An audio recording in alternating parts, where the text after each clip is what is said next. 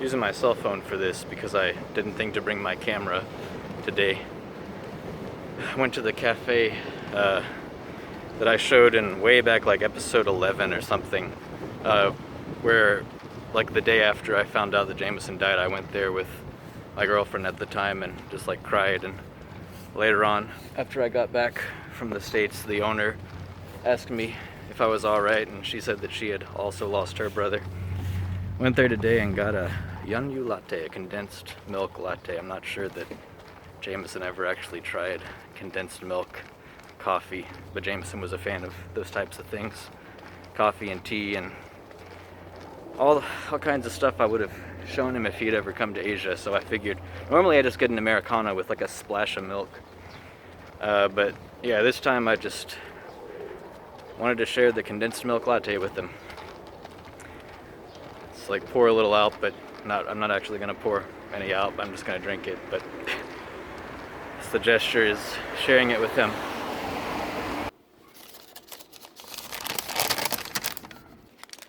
I got a couple macarons from the delightful little store by my school, in addition to the Yen latte, condensed milk latte.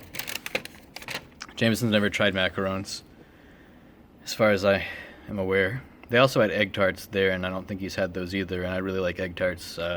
Didn't get them though, didn't feel like it. This is making me wonder if this, the idea of sharing stuff with him was maybe just an excuse to get something nice today, treat myself today. Not that I think there's a problem with that.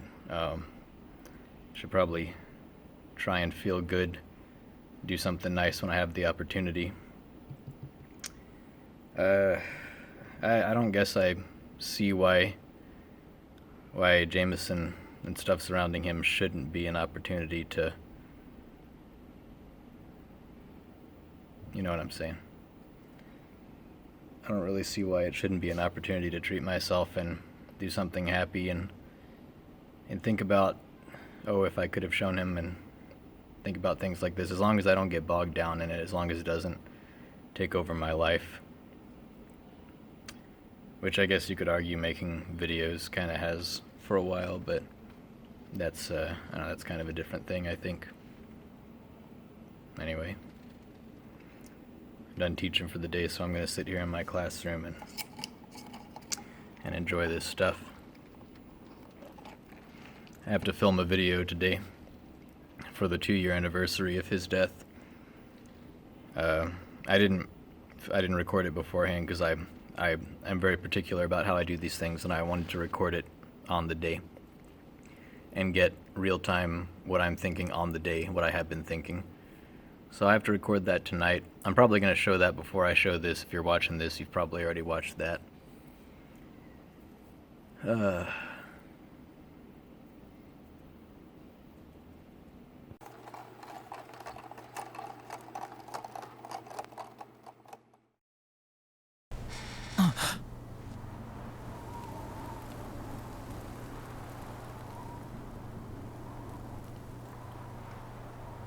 Tara! Ven! Tara! We found you! Tara, please say you're in there.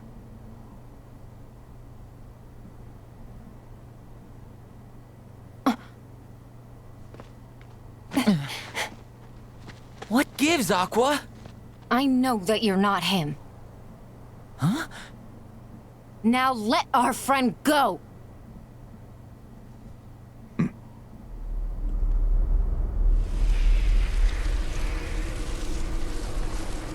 don't want to try this again. He is their 13th. Today is the day you all lose. What? Before you even face the 13, every last one of you will be torn heart from body. But fear not. The Keyblade will still be forged. Is this supposed to be happening? We're not gonna lose to you.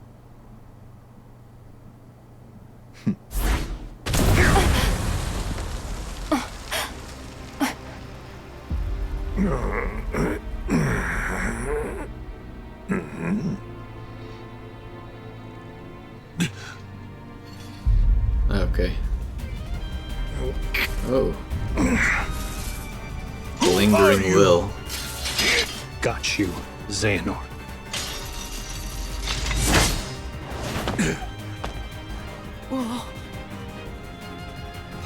Terra? This is impossible! How I've waited for this moment.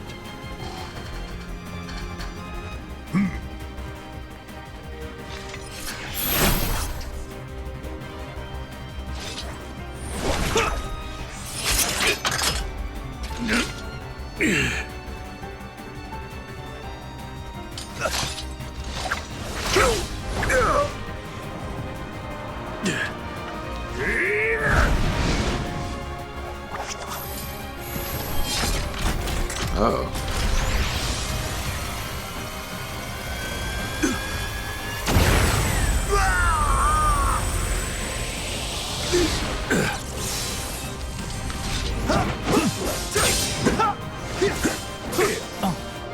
Terra!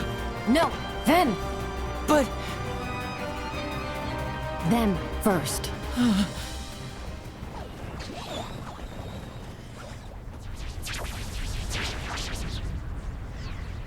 oh,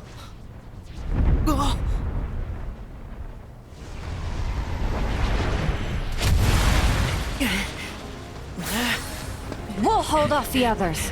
okay, we've got this.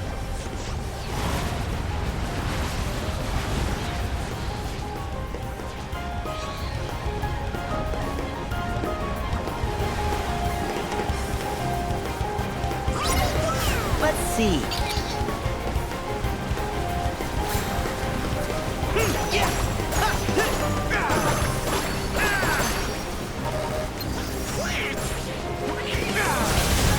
Back off! Back off! Back off! Back off! Back off!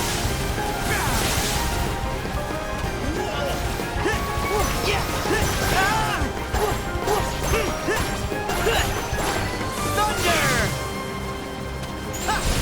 Heal! Try this!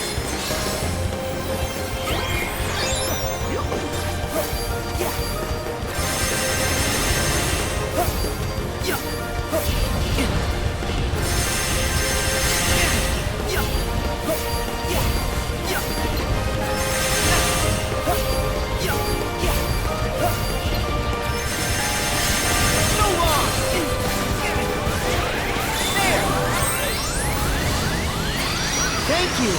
Light!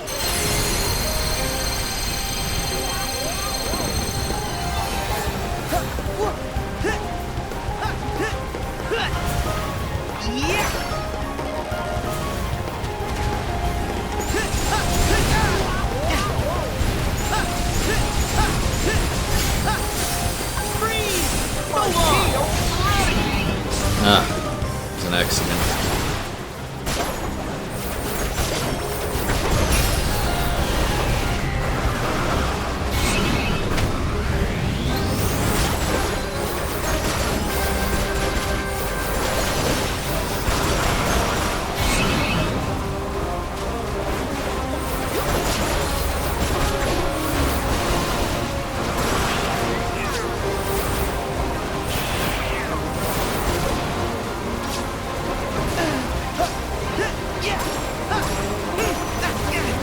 This music.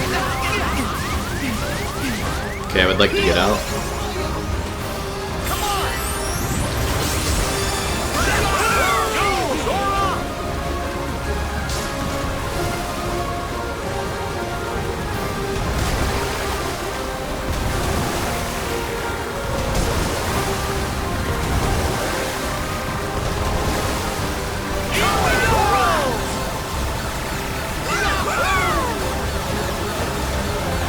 I didn't do anything.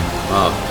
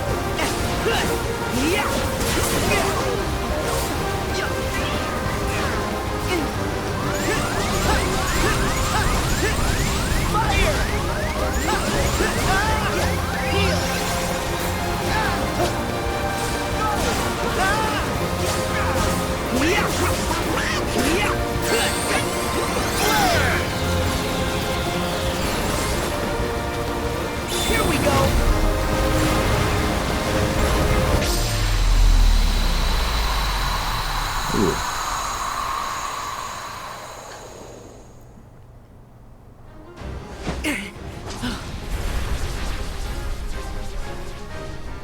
Come on!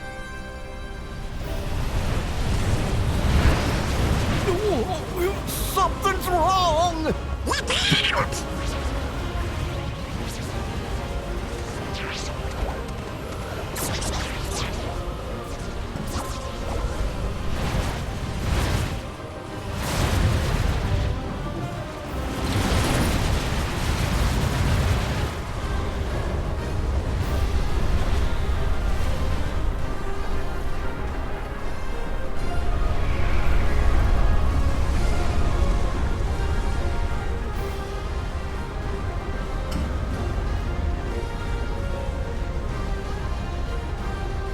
What now?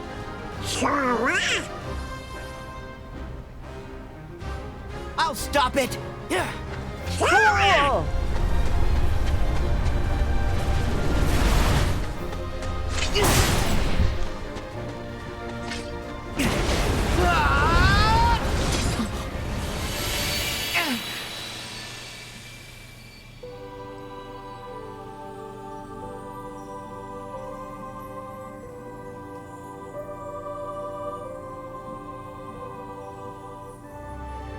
Need some help?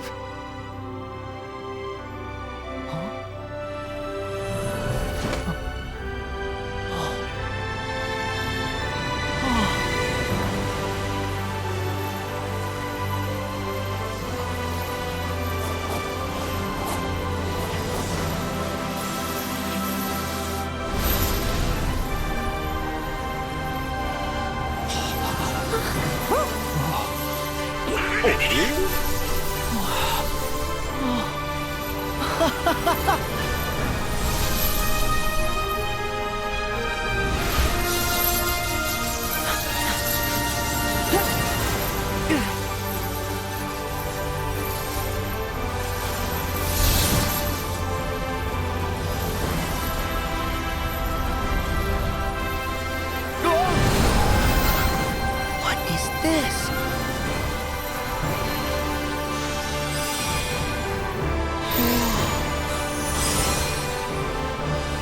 All right. Let's go!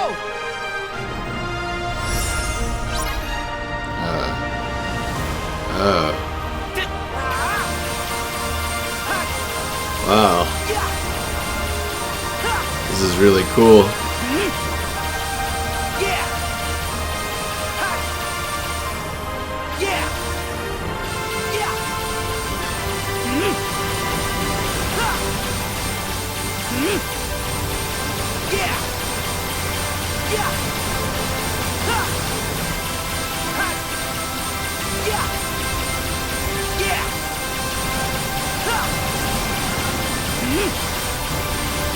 Now's our chance!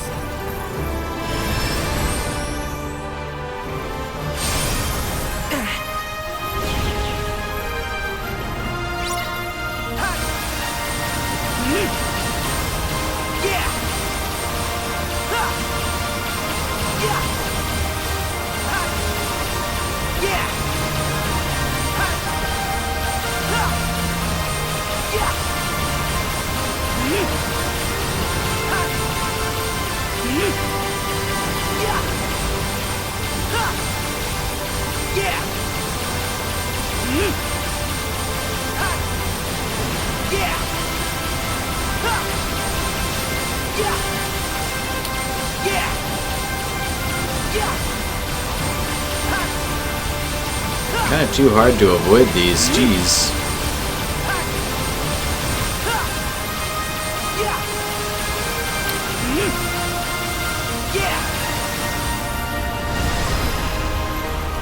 We're almost finished! And now!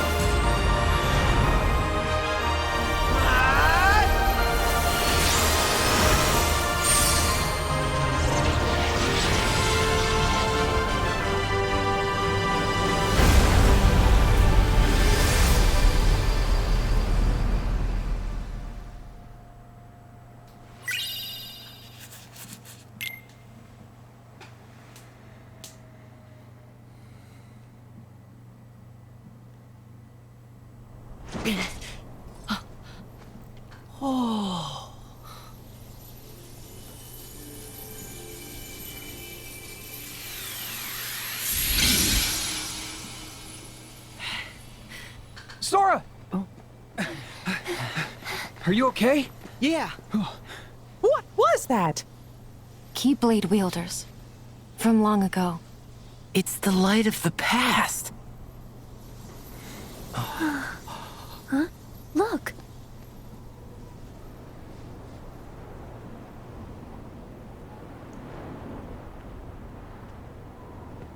Just Riku send replica. out the big bad.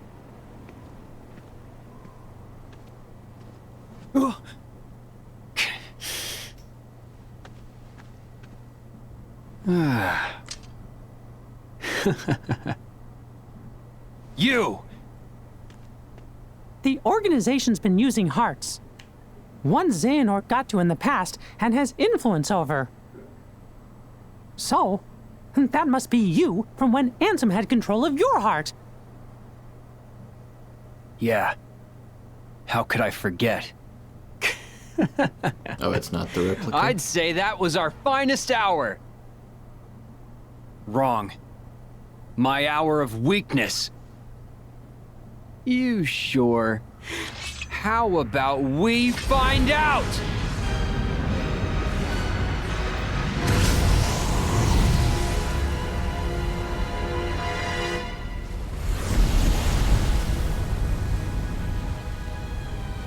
A real test for the mark of mastery. What did you say? We gotta make sure you're not blundering your way toward a second failure. Blundering? I'll have you know we failed with style, Chief. At least you admit it.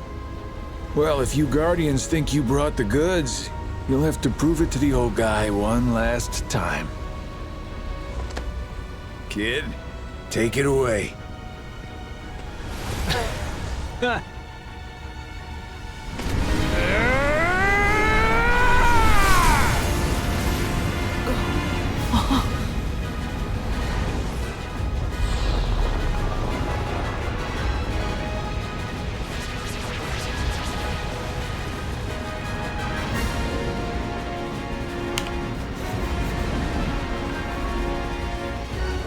This again?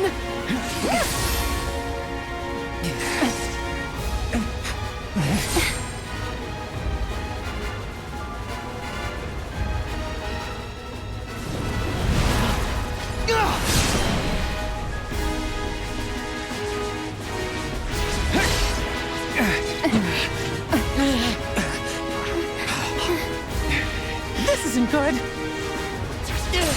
Form up, now!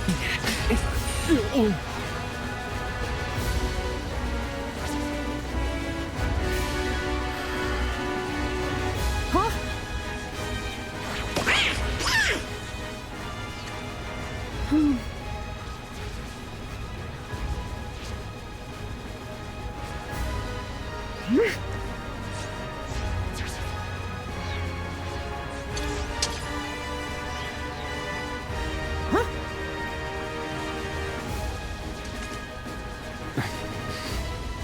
If you try to use time magic against these numbers, you won't have enough strength for the final battle.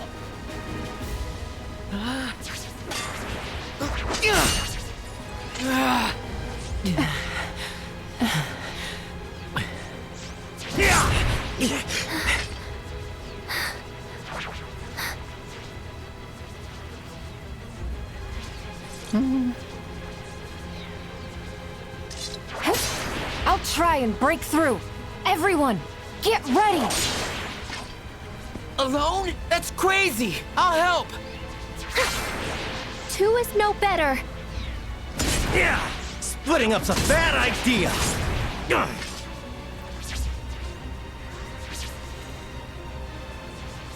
There's way too many!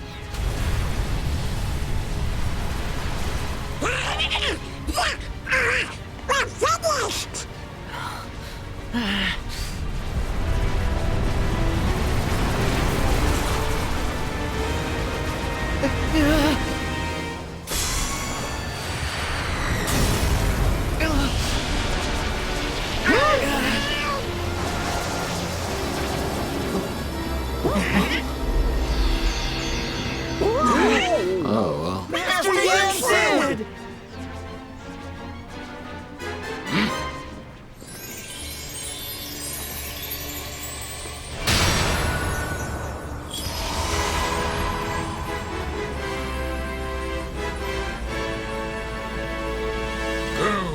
young champions.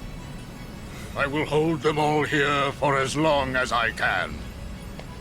We're not gonna leave you behind! You guys go on! Me and Donald will stay here. The two of us will back up Master Yen Sid. Donald. Goofy. You are all bad by yourself, Sora. Don't worry, we'll catch up with you in just a bit. Okay. We'll regroup later.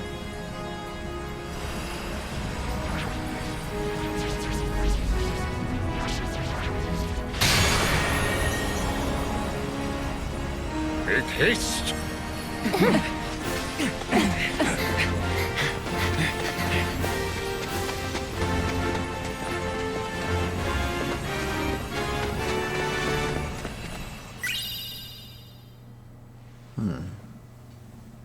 Oh.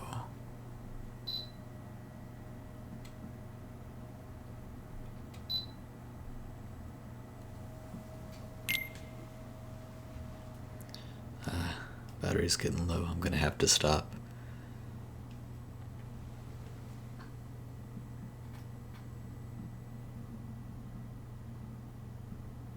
Let's hope I can save first.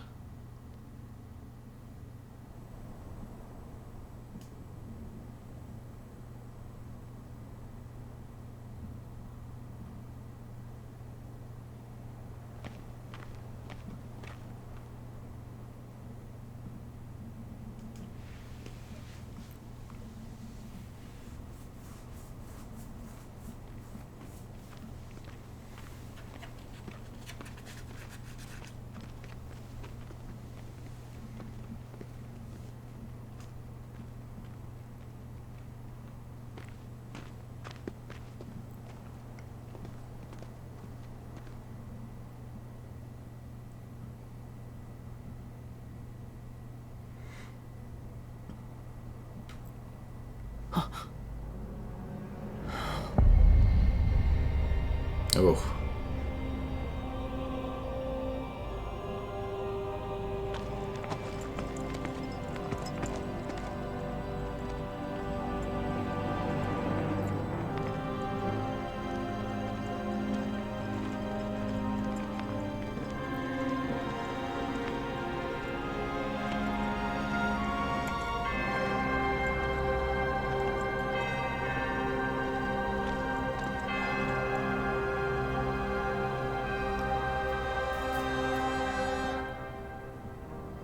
Today, we join these other wielders and leave our mark on fate.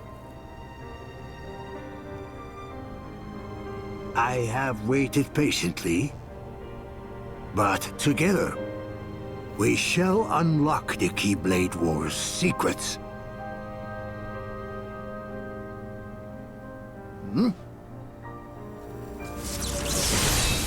Now, we forge it. The ultimate key. The Keyblade.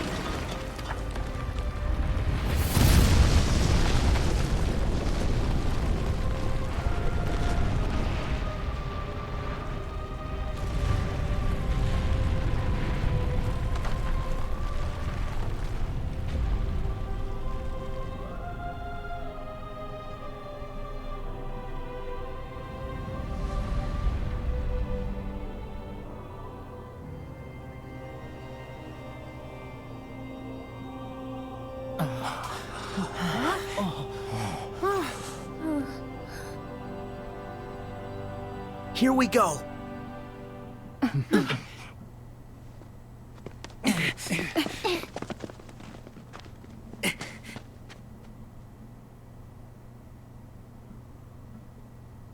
Yeah.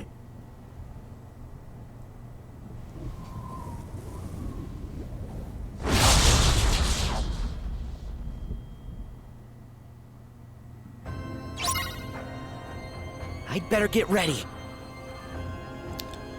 The Skein of Severance.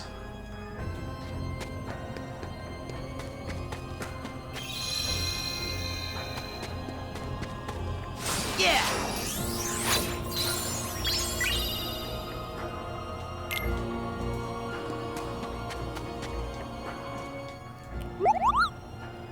Alright, I'm gonna save and call it good for the night.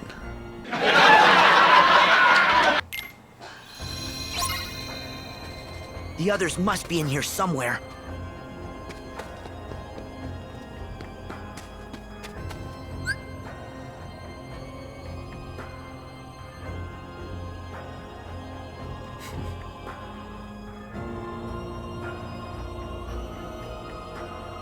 Photogenic qualities.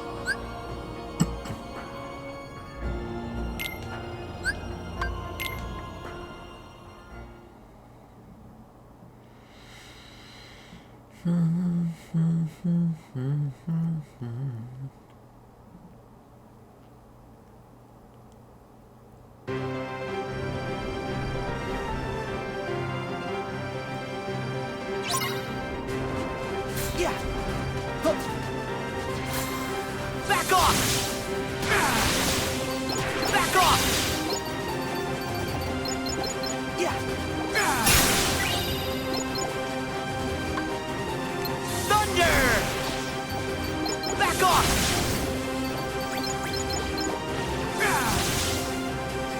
Back off!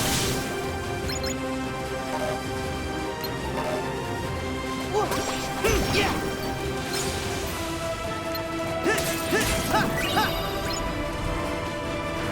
Hop on! Time!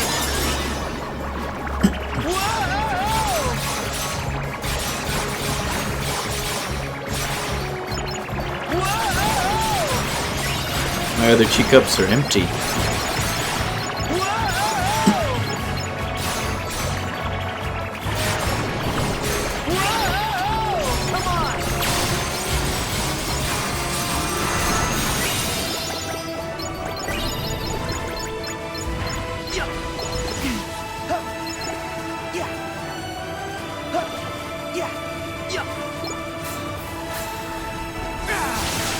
Back off! Take this! Yeah! Back off!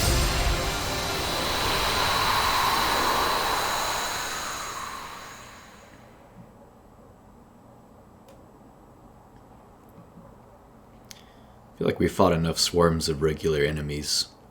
They don't need to be putting these in the presumably the last dungeon, last area. It's kind of weird.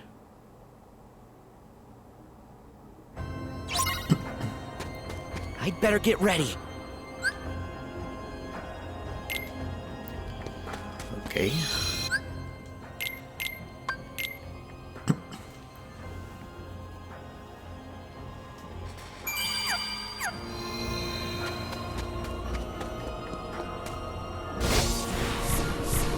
Oh, okay.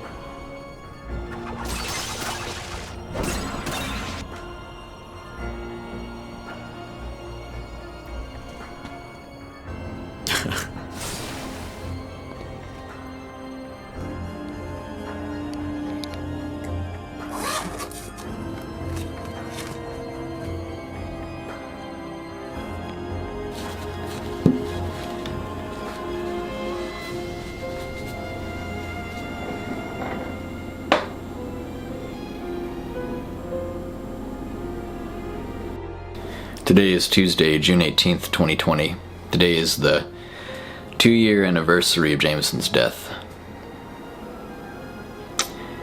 Behind me is the video that I did for the 1-year anniversary. It was episode 17 of this series. A whole year later, this is going to be episode 42.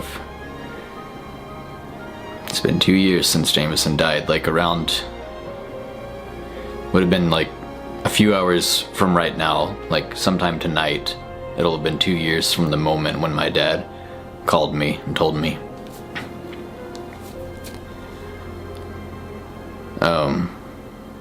So yeah, of course I'm gonna do a video. I have mixed feelings. I go back and forth with the idea that I'm supposed to feel sadder on the day that it happened. I've certainly been thinking about it.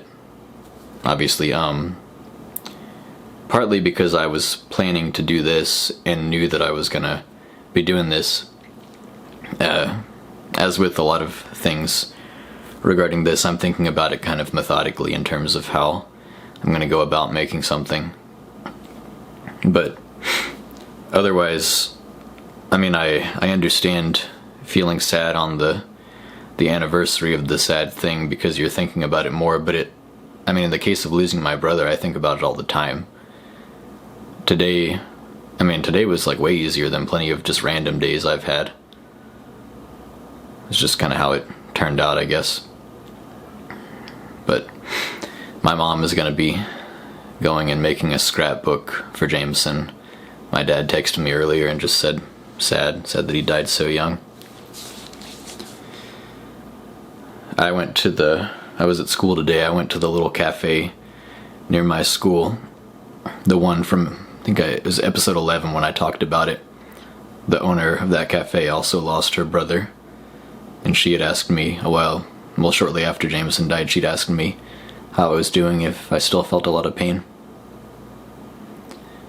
So just as a warning, this video is going to be really unpleasant. There's not really going to be much of a silver lining to this one. I mean, I don't think there usually is. Sometimes I share some happy memories, but in order to be real, I think it's important to dig into just some of the most miserable, awful things that are relevant to having lost my brother and my relationship with him. I think it's important to actually get into that and just show it like it was. So, just a little bit of a warning if you're someone who is likely to be like really affected by something like that on the anniversary of his death. Maybe don't watch this yet. And I'm serious, but I don't know. We'll see. Yeah, it's going to be really unpleasant. I was thinking of maybe saving this for later and not doing it for the anniversary, for the 2-year anniversary, but then I thought, no, there's not really any reason to do that. Like, the anniversary of his death doesn't necessarily need to be any... The video I upload for it doesn't necessarily need to be any certain way. In all of these videos, I want to be real and authentic, and what's real is real, and if it's bad, then it's bad. And it just lined up with the specific gameplay section that I thought I would attach some of this stuff to. So I've dug out my old Samsung Galaxy S2 that I got in 2013. Accidentally dropped into a toilet in 2014, which is why I had to upgrade to an S4. And I've thoroughly washed this, by the way, more than once. So dug out this phone because I needed to access some old text messages between me and Jamison. I had sent him some pretty angry messages when I was living in Seattle, around the time he was at his lowest, when he was addicted and he was doing drugs and he had been continually messing up and stealing from our family and stuff. This was shortly before he finally went to rehab and got clean, got straightened out.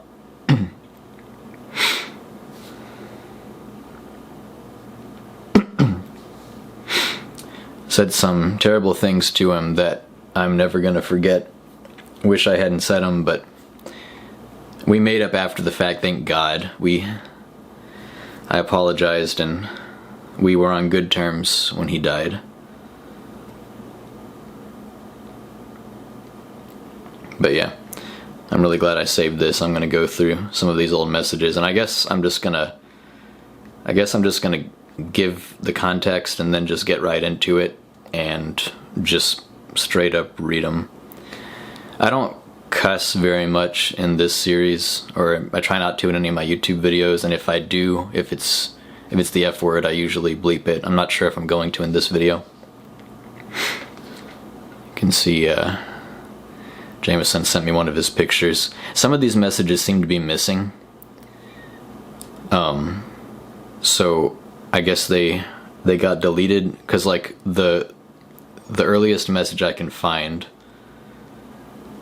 seems to be, it's from 6:24 p.m. April 8th, 2013, and it's clearly referencing something I said to him before, but that message is not available anymore. So the context here is, I was upset enough about Jamison's drug habits and the stuff that I was hearing from my parents about what he was doing and the types of trouble he was getting into, that I felt compelled to message him. And I guess I probably must have tried to be nice about it and said like, hey, if you need to talk, if you want to reach out, let's try and figure something out together. I want to help you get better. I don't remember what I said.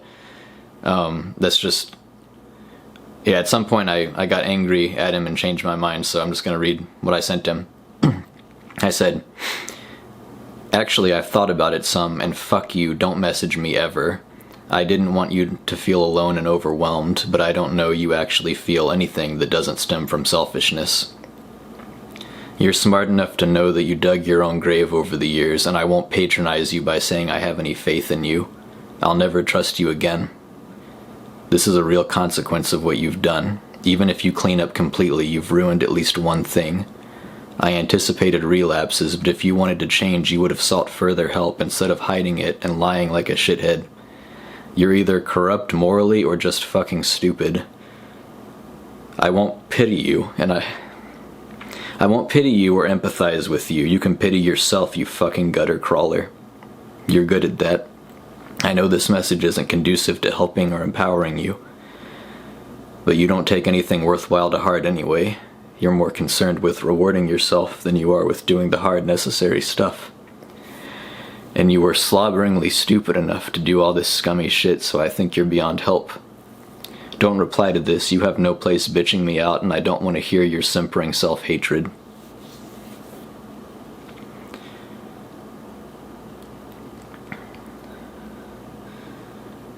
Apparently some of these must have been deleted or something. The next message is from June 29th, 2013. It's 5:34 p.m. Maybe some of the back and forth had been on Facebook, although I don't think so. But anyway, my next message to him, I said, there's a lot of stuff about you that confuses me, like how you're not an idiot and recognize bad and dangerous situations for what they are, but have still put yourself in them time and time again. How you aren't bothered by so many of the people you associate with having flimsy morals, and how you forgive and forget about that stuff so easily. How it's more tolerable to spend time with person, I'm not going to say their names, or whoever else, hell, even person, than to hang out with our parents occasionally, since you can at least trust them and they have their lives somewhat together and you aren't tempted to do stuff that ends up getting you into trouble when you're with them. Why you don't like telling people that you love them. Why you think weed and alcohol aren't a big deal, when you yourself have said that weed has wiped out your long-term memory over the years, and they both don't really spur you to do much of anything. This all sounds like criticism, and I guess it partially is, because it's probably pretty clear what sorts of things I think you should and shouldn't do, but I figure you have reasons, I just don't know what they are. I wish you'd just straighten up, I use quotes. But it seems like you aren't interested in that sort of lifestyle. I don't know if you feel fulfilled from getting some alternate experience and insight that many people don't, or if you feel like you're living life, or what. But to me it seems like you could be enjoying your youth a hell of a lot more than you are if you'd stop shooting yourself in the foot. I'm not trying to be snippy or anything. I feel like I've got you talking, so this is the time to say and ask this stuff. Oh, yeah, okay, some of these messages unfortunately have disappeared. I don't know why. I don't know what happened, but the next one is from him, and it's a totally different conversation. It's September 7th, 8:29 a.m. He said, how do you like them there coniferous forests y'all got up there?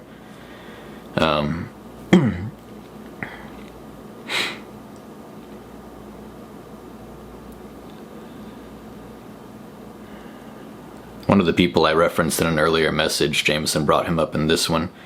My friend who really believed in the potential of my art talents spent like $100 out of his own pocket to buy me a complete tattoo kit, complete with a tattoo gun and ink and tons of sterile needles. so that I can start practicing and possibly make money with it one day. It was a really, really nice gesture, and I'm really fucking excited about it. I bought a pack of pig's feet since pig skin is very similar to human skin, and I've been tattooing them for practice, and I'm pretty satisfied with the progress I've made so far.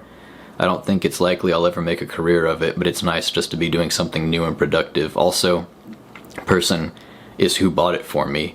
I didn't ask him to, he just surprised me with it. He does nice things sometimes.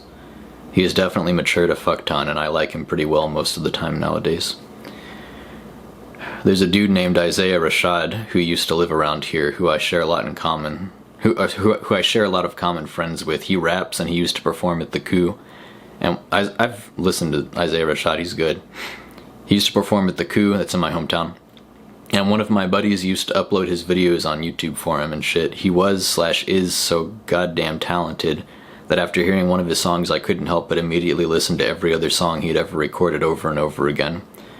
Some 25 or 30 songs for hours at a time. Anyway, he is fucking brilliant. But the hip-hop industry is so saturated with new artists trying to make it somewhere that I didn't figure he would ever achieve anything more than popularity in the local Middle Tennessee music scene. But a few months ago, he was contacted by the CEO of Top Dog Entertainment, which is one of the top and most exclusive record labels in all of the genre, with only 7 or 8 artists in its ranks, one of them being Kendrick Lamar. In case you don't know, Kendrick Lamar is probably the single most esteemed rapper in the world right now. Isaiah ended up being signed to the label, which is comparable to if Hometown was a local band in our hometown, Clarksville. I really liked him. They don't play anymore. So, which is comparable to if Hometown was signed on to be part of the Eagles or some other legendary rock group. And the night before last BET? And the night before last, BET had its 2013 Hip Hop Awards ceremony, and Isaiah was in it rapping alongside the biggest names in the industry on national TV. And then he was interviewed and had one of his music videos played on another show on BET. All the while, insanely popular artists who make millions of dollars a year from rapping are publicly praising him as brilliant and saying that he has the potential to be one of the best ever. It's like a fairy tale. I can't really find words to adequately express how happy I am for this dude. Partially it's a feeling of disbelief because things of this caliber never happen to people I know, but mostly I'm just excited to see how much further he goes. Shit is crazy, dog. He said, if you become famous, I'm going to leech off of your fame to slingshot myself to semi-fame. I must have mentioned my book. He said, I'll throw a book reading party for its release. Have the audiobook version narrated by Kevin Spacey playing in the background while the guests eat shrimp cocktail. Yeah, I wonder if some of these were lost when I dropped my phone in the toilet back then. My next message was November 10th, his birthday, November 10th, 2013. Sent it at 10:20 p.m. Probably Seattle time. Probably Seattle time, but I might have been in Tennessee for that, actually. I don't think so. Okay. I did go back in 2013 around Thanksgiving. I said, so don't take this as accusatory nagging. I have a better reason for bringing it up. You're really concerned about the future, feel hopeless, but it seems to me that you miss/ignore a lot of advice and opportunities to get a step or two ahead in making things better. I offered to help you apply for Starbucks, and I meant extensive, real-time talking and working on it together. And you seemed up for it, but then I didn't hear about it again. You knew your job was ending and that if you didn't find another, you'd be doing basically nothing. But you didn't go for it. What I'm wondering is, do you not seriously think anything will help? Do you maybe not believe that you can get anything worth having at this point? Are you crippled and kept in a state of inaction by anxiety and fear? None of those questions are rhetorical. Mostly I just want to know why you let opportunities slide by. Jamison said. He responded like 15 minutes later, 10:35. You're right, I'm still not a drug addict. He was a drug addict. I don't know what he meant by that. That was denial or what. I'm still not a drug addict, but that's really a non-point since I'm not moving forward. I think my biggest problem is that when people make suggestions, I recognize them as being good, but then a day passes and I fall back into my routine of not doing shit.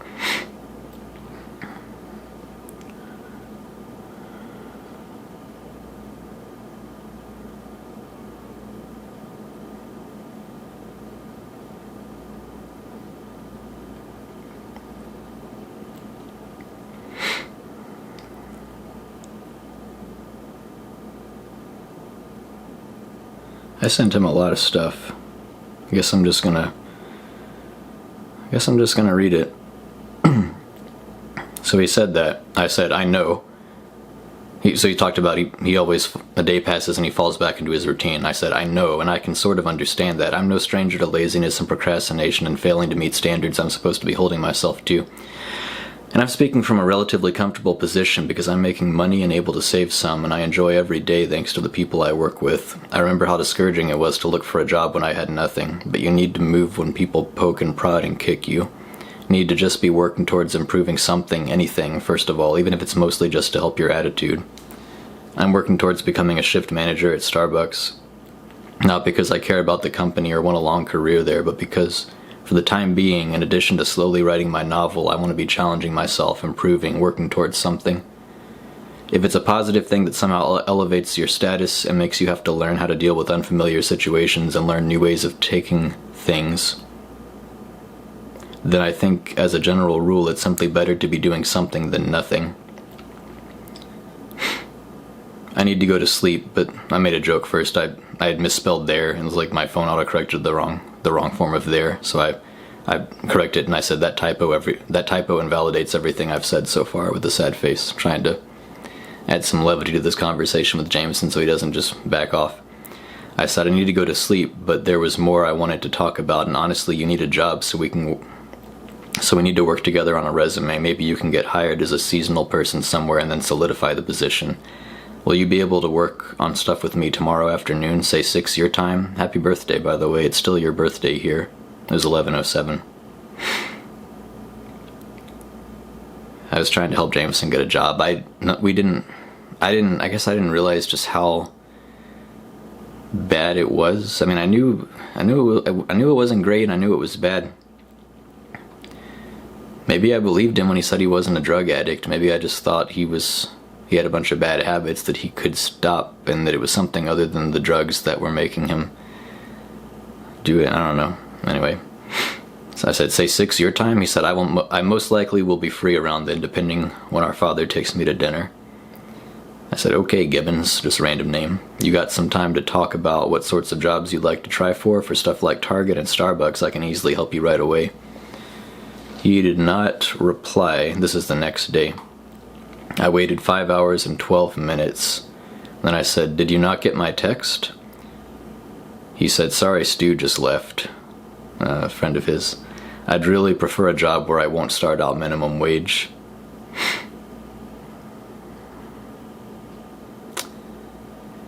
I mean, he didn't even have a degree. It didn't have any kind of, any skills that I'm aware of.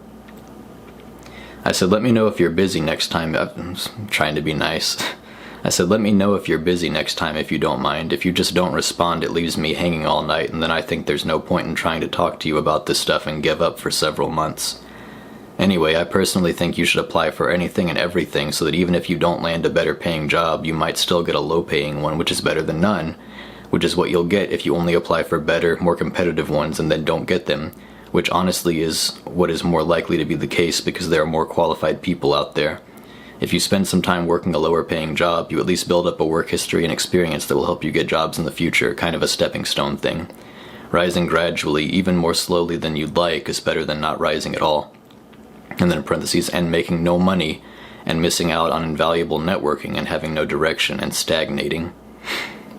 Because you're only willing to attempt unlikely leaps. That's not to say that you shouldn't attempt unlikely leaps, but don't turn your nose up at smaller stuff either. Cover all your bases. Job hunting is far more efficient if you reach out to many places all at once. With that said, you could try for Converges, which starts people at, I believe, $10 an hour. I have several friends working there now who could refer you, and you could apply to be a dispatcher at the electric company. Person rose to the top of.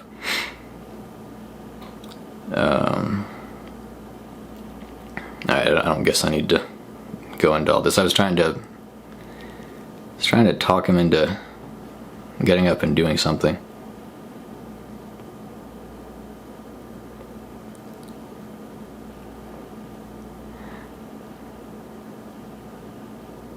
I sent him a bunch more text messages, like long ones that I'm not going to sit here and read.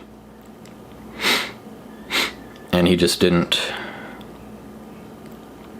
Didn't respond.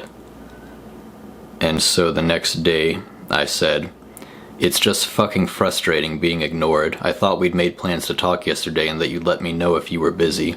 I texted you around when I said I would and didn't get a response for 4 hours, and I'm thinking you would have just let me twiddle my thumbs and wonder for the rest of the night and the next few weeks or months if I hadn't texted you again asking what the deal was. If you want me to leave you alone about the issue of you figuring out a happier routine completely, then just say so and I'll do other things with my time with one less thing on my mind to worry about. The reason I talk about it now and then is because I get the impression that you're receptive to it, but if it's just a nuisance, I'll stop." He said, "I'm going to reply in proper fashion soon, I promise. I fell asleep last night and have been busy today. I read your texts but didn't want to respond until I had time to give an adequate response. You definitely aren't a nuisance and I've been mulling over the points you made all day." I said, "Okay, sorry I got mad. Every time I get mad at you, things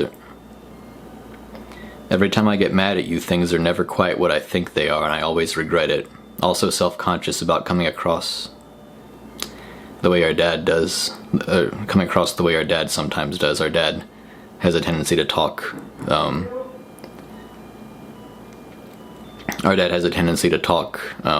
Issues into the ground.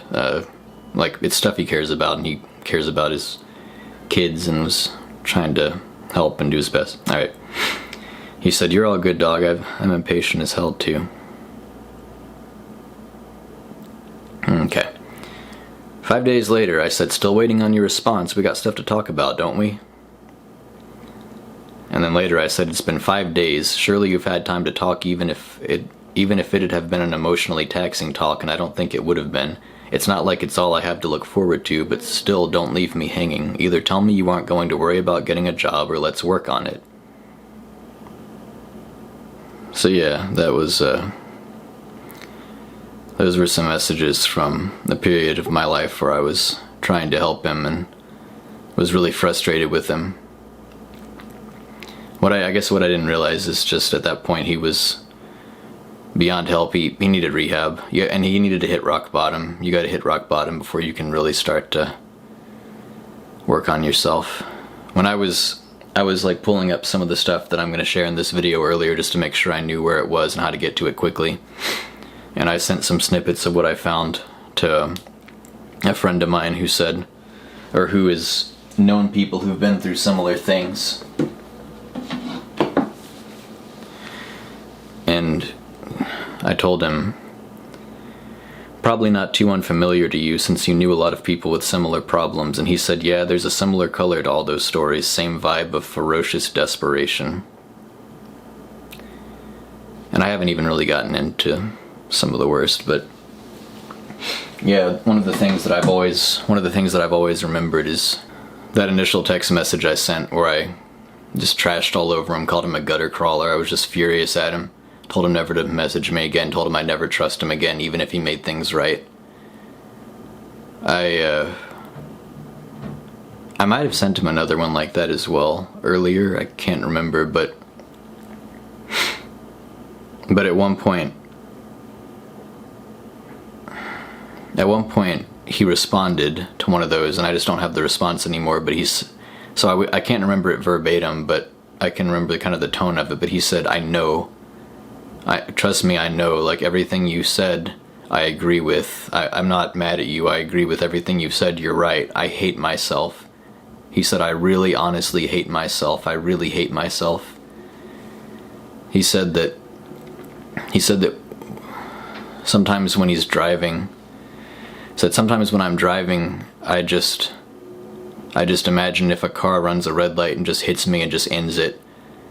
And I kind of want that to happen, to just end my life, because I hate what I am and I hate what I've become and I hate how I hurt our family, and I'm just so lowly and pathetic, and I just hate myself. And he said he would never kill himself though. He said, I would never kill myself because I haven't completely given up on myself. And I guess that opened the door for me to keep talking to him and be gentler about it. Although, I mean, something like that seems so earnest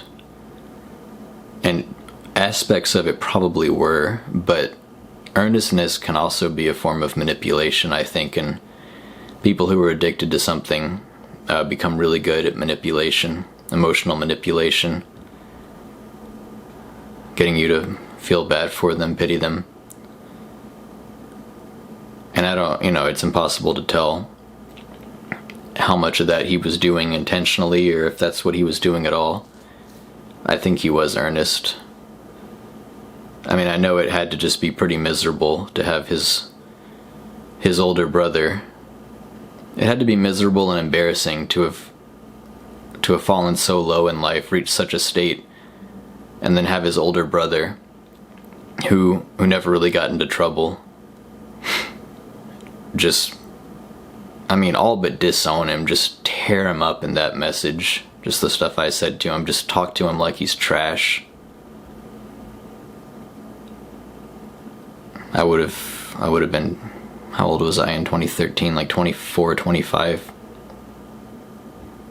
I was 25. I turned 26. So I was 25 when I said some of that stuff to him. Yeah, it couldn't have felt very good. But I was angry. It's like up in the air whether or not any of that's justified. That's something people can talk about. He just caused my family a lot of misery. He caused himself a lot of misery too. So, we're all victims in this. He was a victim of himself. We were victims of him. He was a victim of my rage there.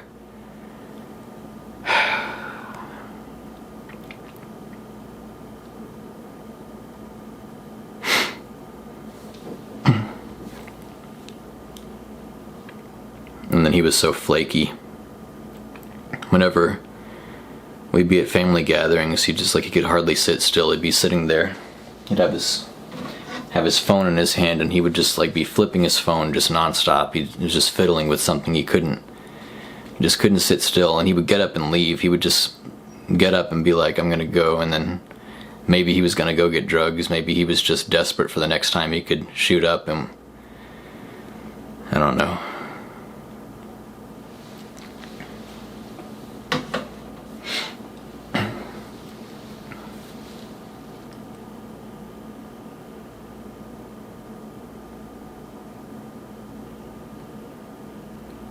He got I don't know what it was, like a DUI, or maybe they were just parked in the car, he and one of his friends, and they were drinking, and police showed up, and there was this whole thing. And then I remember somehow I saw some of his messages to his friend where they were getting their story straight, so they were planning how to be dishonest to get away with as much as they could or get the lightest sentence. It was just making sure they had their story straight in case they were questioned separately or something. They didn't contradict each other. Good at manipulation. There was a time when my mom found, after my mom had moved out of the house we grew up in, and he was living with her for a while, she found something in his, she was cleaning his room, and she noticed that the light in the closet was on. The closet door was closed and he wasn't there, so she opened the door and looked inside, and there was a weird aquarium with stuff growing in it, and he kept the light on so that it would grow, and she had me come upstairs and look at it. She was like, what is that? He's got something growing in his closet. It was mushrooms. He gotten a prepaid card so that he could use it as a credit card and order some mushroom spores from the internet. Somehow it wasn't illegal to order those or something. And he was growing mushrooms in his closet. And so when we called my dad to come over when Jamison got home, we had a family talk, and we questioned him about it, and are those mushrooms? And he was like, yes. And whenever he was confronted about this stuff, he was respectful and he was straightforward and honest. And they'd be like, do you have weed? And he'd be like, yes. Where is it? And he would tell them where it was, and it'd be there. And that happened with the mushrooms. He just told him what happened. It's he was gonna do it and try to get away with it, but if he got caught, he would just go ahead and cooperate with you.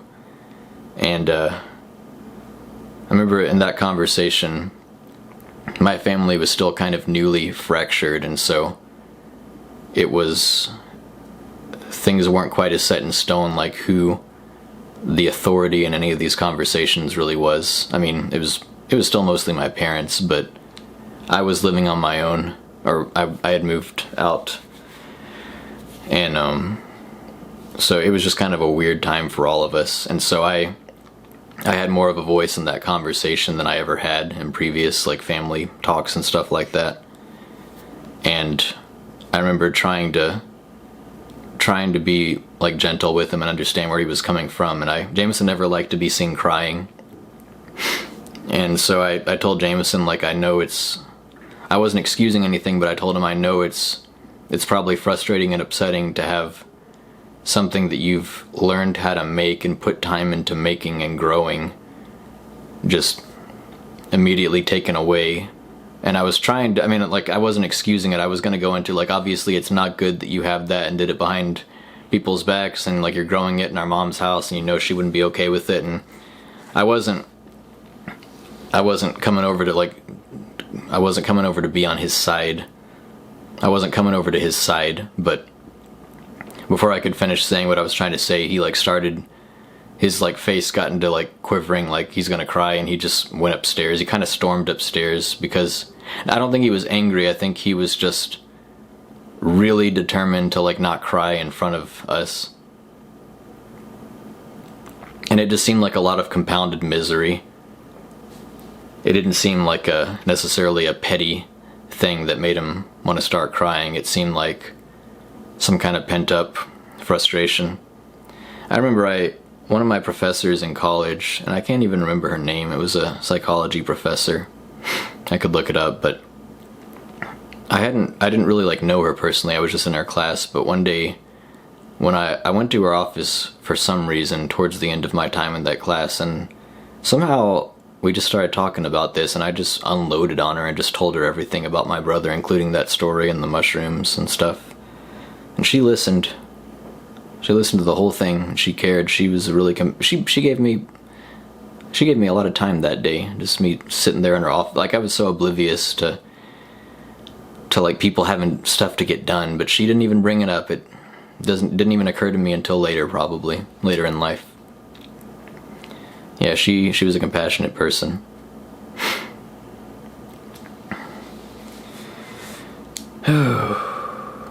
Yeah, just Jamison got into all kinds of trouble. And then some of the stuff he told me, this is where if you are, this is getting into some of, like, the details of his experience using needles when he was shooting up. So proceed with caution. But I had to look this up earlier. I had to find exactly where he said it.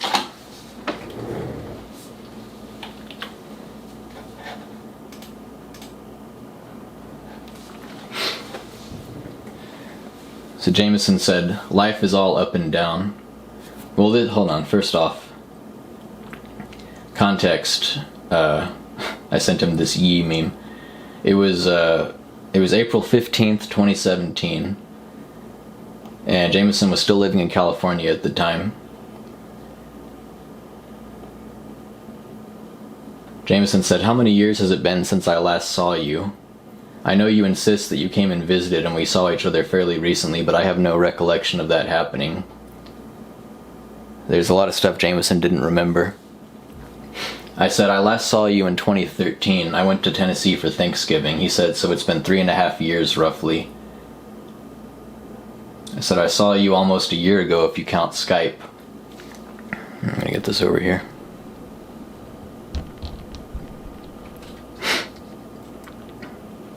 Jamison said, life is passing so quickly I'm going to be dead soon. Being extremely optimistic, I'm at least a quarter of the way done with my life, but considering the damage I've done to my vascular system, probably more like a third done with my life. This is after he'd been clean for a while. He was doing well. Jamison said, 2015 was a hell of a good year for me. The first half of 2016 was also very good. 2017 has been pretty lackluster. I think the early 2000s were pretty happy times also.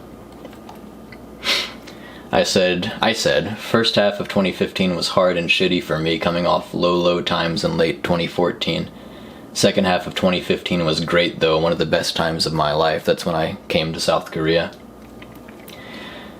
Okay, here's where you might want to not continue if you're squeamish. Jamison said, life is all up and down. I'm glad you moved to Seattle. Driving there opened my eyes to the enormity of the continent and the opportunities getting out of Clarksville could offer. I would probably be dead or very close to it if you hadn't moved away. Before I came here, I was shooting up several times a day, injecting dissolved solids that built up and started blocking the flow of blood. Sometimes I would use the same needle, a single-use needle meant to be disposed of immediately, upwards of 300 or 400 times before getting a new one. One time the needle was so dull that it wouldn't pierce my skin, it just kept bending. So I took a sewing needle, stuck it through my skin into my vein to create a large hole. Then inserted the dull, bent, dirty needle through the pre-made hole.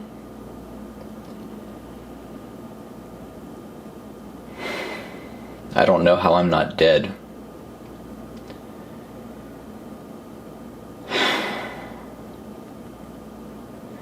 Another time I shot up and missed the vein, instead injecting directly into the tissue of my arm, damaging a nerve in the process. I immediately lost all sensation on the top half of that forearm and hand and didn't regain feeling for 3 or 4 months.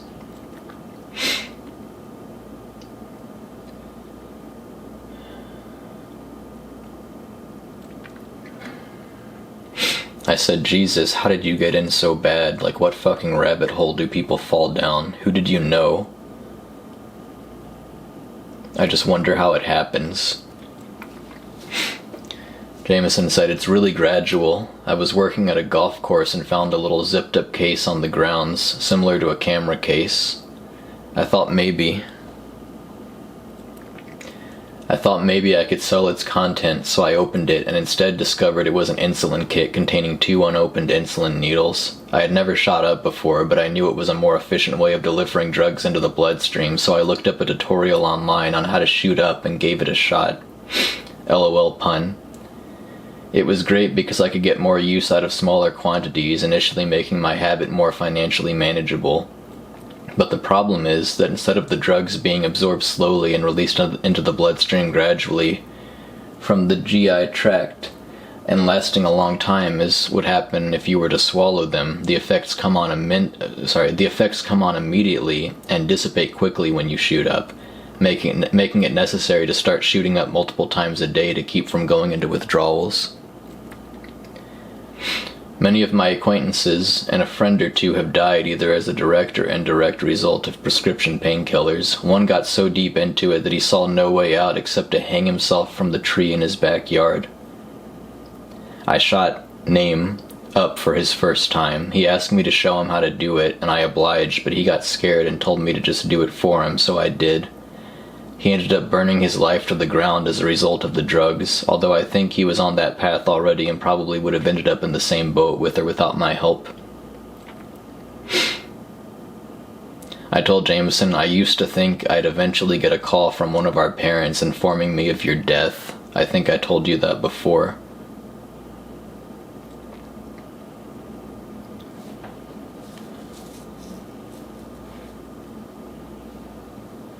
Jamison said, I came to terms with the likelihood that I was going to die very young. It didn't bother me too much because I no longer took any joy from life. Figure I'll go ahead and cover some of the sadness Jamison felt in California. This was after he was clean, but he didn't often talk to me about like relationship stuff, and he sometimes he like intentionally was as vague as he could possibly be, but he went into detail when... So there was the girl that he dated for a while. This was Catalina. They dated, and then they broke up because she moved back to Colombia, and they eventually got back together for a while when he went to Colombia, but then in between, after the first time he broke up with her, he started dating the granddaughter of the couple that he lived with. That Actually, I probably shouldn't go into this.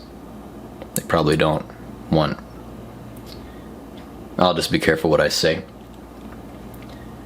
He said, I'm really bitter about my ex-girlfriend. She broke up with me because I liked a picture on Catalina's sister's Instagram a month and a half ago, and that's ridiculous and should have been a red flag, but I love her, so I immediately unfriended Catalina's sister to appease her, but she responded by blocking me on all social media and ignoring my texts and calls from that point forward.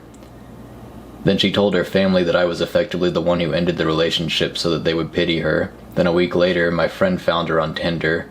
I begged her to say absolutely anything to me, to at least tell me why she broke up with me so that I can start the process of moving forward with my life. But she continues to respond with silence and sending my calls to voicemail. I've never had someone treat me with such utter fucking cruelty and disregard for my feelings, especially since I bent over backwards to make her happy through her insane mood swings. And she has convinced her family that I'm the one at fault. Her parents are still civil with me, but her sister also blocked me on all social media, and when her sister came over earlier tonight for dinner, she refused to acknowledge my presence the entire time. I know it is not worth worrying about, but it's fucking infuriating and heartbreaking to be thrown away and dragged through the mud by someone who I believed loved me. It's been a struggle the last few days just to keep my composure. I have to duck off at work so customers don't see me break down. Yesterday, when I saw the pictures on her Tinder profile, I started shaking violently and physically could not stop shaking for almost an hour.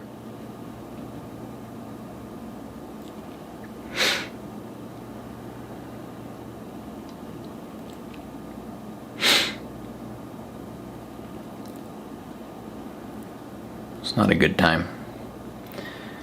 I don't know. I mean, like, Jamison had dated people before that. I'm not sure what was going on here. I don't know to what extent some of this might have been made worse by the fact that his drug addiction was always present and always something he had to be fighting against, and just also the damage it did to his brain. I don't know how much of a role that played, to what extent. I'm not gonna find it, but he had told me at one point that, well, California, he loved it for a long time, but he ended up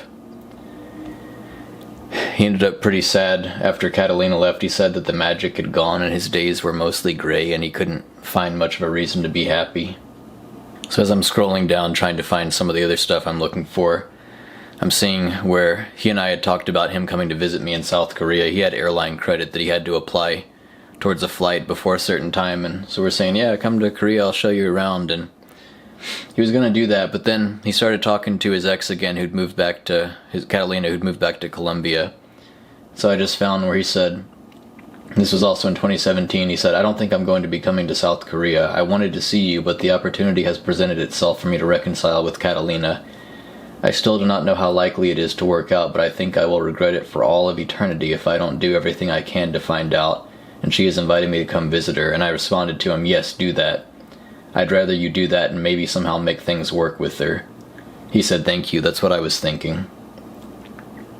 I said, I wanted to see you too and show you around, but this is more important. I don't know what you can realistically expect for the future, since I imagine your difficulties in being together will be the same as they were before. But you never know what'll happen, and I really want things to work there. Jamison said, yeah, I'm aware it may be impossible, but I have to try.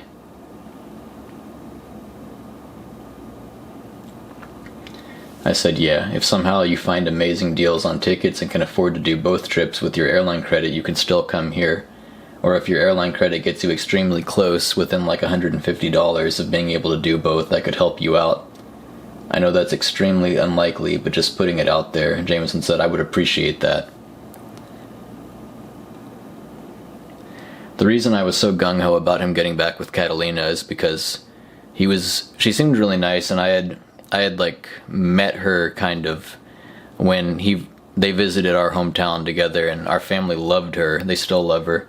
And I had Skyped with them, and she was really sweet and nice, and he and our family, they had nothing but great things to say about her, and I hoped to meet her in person someday. I wanted them to get married. I thought she was the light at the end of Jamison's long, I mean, you know, not just her, but like she was a big part of what made him so happy, what made his time in California such a stark contrast to the horrible years that he'd had before.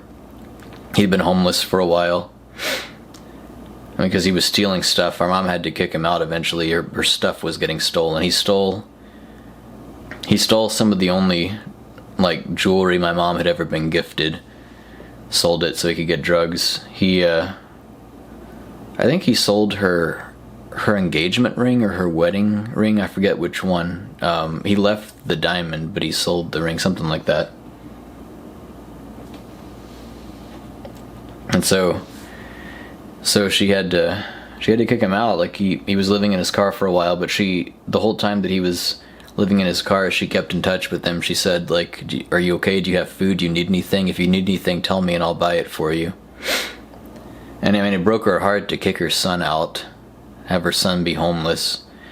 Before some of this stuff got really bad, Jamison had watched the movie Into the Woods about a guy who just, like, goes off and starts living in the wilderness. And I haven't seen the movie. I think he backpacks around, but anyway.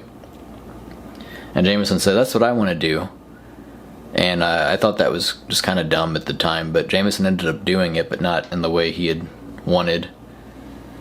Scrolling down, seeing just the bits of conversation where Jamison was talking about going to visit Colombia and then getting back with Catalina, and then kind of mulling over the idea of maybe going to live there. And he said, I've talked about it with our mother, but I haven't told our father yet because I don't want to disturb his emotional state and make him nervous. Our dad ended up being against Jamison going to Colombia. Jamison was telling me, Jamison first visited Colombia. He said that it looked like a wasteland at night. He said at night there were homeless people digging through giant piles of trash.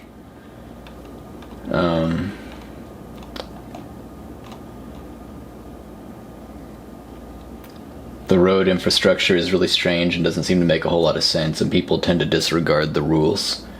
It seems extremely common for people to drive smack dab between the two lanes instead of sticking to one or the other, but the landscape is beautiful, and I had the most disgusting malted carbonated beverage to go with one of the best sandwiches I've ever had for dinner.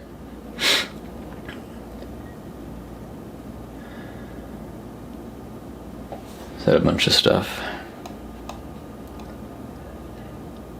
Started talking about how much he loves the movie Interstellar, and he said, I do like Matthew McConaughey, though. I don't know how to spell his name, so that's his name now. Started talking about Stephen King. Jamison read a lot of Stephen King when he was a teenager. He said Stephen King has sold more books than the authors of the Bible. And this part of the conversation has always stood out in my memory. I've always remembered this little exchange we had. I said, King has this bizarre and unexpected way of tying all his horror stuff to endless mundane details about life in working class America. Nothing really whimsical about his writing at all. His tone is so workmanlike, like he's explaining what's wrong with your car. And Jamison said, I always liked his tone. I said, I'm not saying it's bad. Just not at all what I expected when I first read him. Jamison said, the horror comes from the situation, not from his explanation of the situation. Or excitement, or whatever. He said, I'm probably going to move around January. I said, be prepared to maim and kill. I've just read so much about kidnappings and drug cartels and whatnot. I said, okay, I'm not gonna...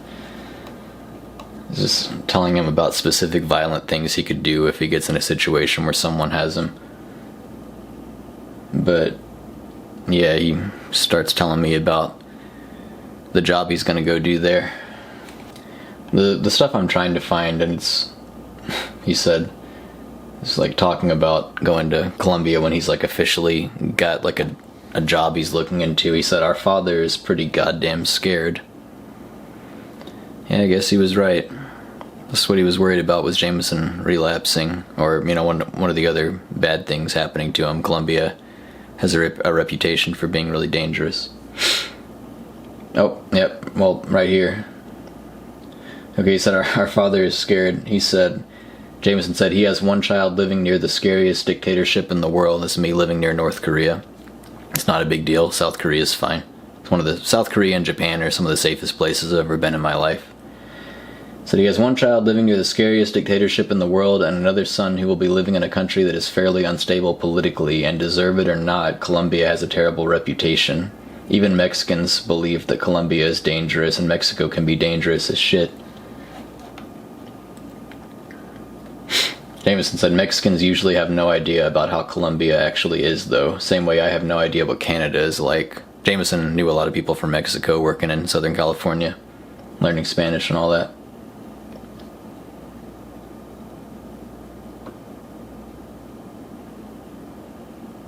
Jamison said, the reputation surely would have held up in the 80s and 90s, but a lot of Colombia is pretty GD safe nowadays. The Civil War is at a ceasefire and has been for over a year, and I never once felt scared for my life or property while I was there, at least not more scared than I feel in Los Angeles. I think there are areas in most countries where you can get yourself robbed or worse if you aren't careful, the USA included. Yep.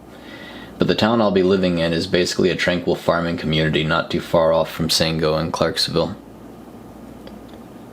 The stuff I'm trying to find as I'm scrolling down, and I'm probably not going to find all of it that I want to include, I'll do that later, but it's just Jamison talked so much about dying and saying I'm going to die really soon, and it was like uncanny. It was like on his birthday, when he turned 25, he ended up being right. He's talked about how he's like, I'm going to die at a young age, life is really short.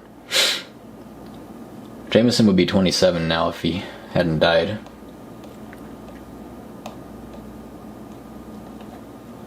Jamison sent me a screenshot of a conversation he had with the guy whose name I guess I'm not going to include. I've looked the guy up and it's like a real thing. What I'm about to say, Jamison said, hello, the guy's name. I'm sorry I missed your birthday. Happy birthday, my friend. I hope you're finding happiness in life.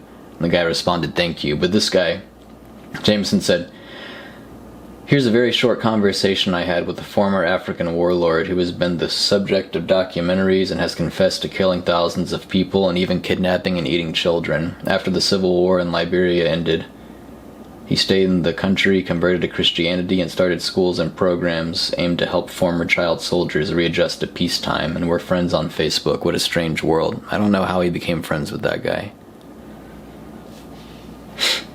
This was not, I told Jamison, you told me about him a couple of years ago, so this wasn't one of the first. So this wasn't the first time I'd heard about it. Here we go. Jamison said, I'm not really happy in California anymore. The magic is left. Catalina was a huge part of making this place so magical to me, and she's gone and not coming back. The house I used to pick her up from every weekend is inhabited by an entirely different family now. And then I told him about one of my coworkers who had passed away. One of my coworkers from Starbucks in Seattle.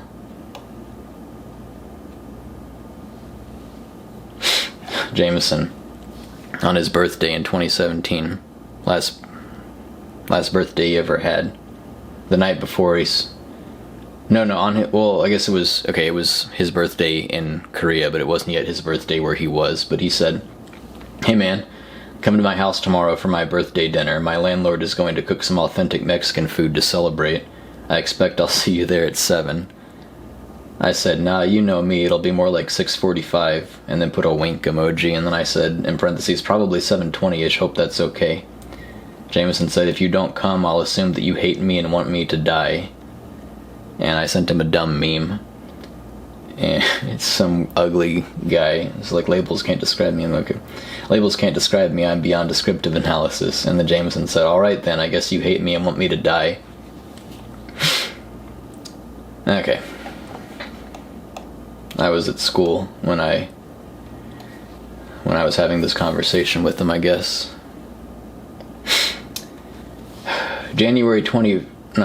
November 21st, 2017, I just randomly told him I love you. He messaged me back the next day, said, love you too, dog. I'm going to be in Tennessee January 6th. I said, I'm going to be in Vietnam January 27th. Jamison said, why are you going to Vietnam, dog? To make fun of American veterans for letting North Vietnam take the capital and effectively win the war? I said, yeah, and he said, that's a good reason.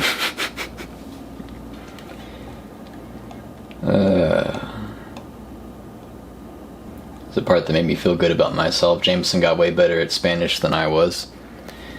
I was really good at it in high school, like really, really good at it for the high school classes. But and then in college I was like fine at it, but anyway.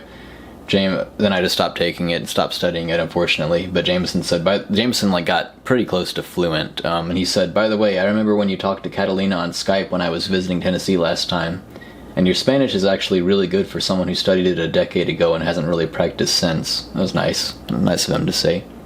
He said, I imagine you could learn it way faster than I have if you ever made an effort and lived in a place with a high Spanish-speaking population.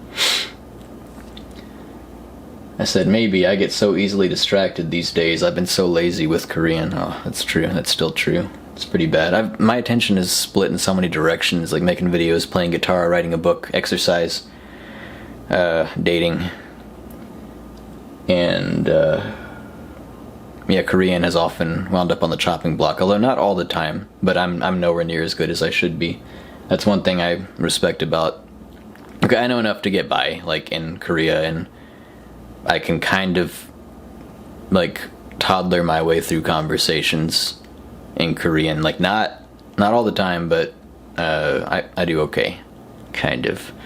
But Jamison got pretty good at Spanish. He like, dealt with people at work who only spoke Spanish and did fine.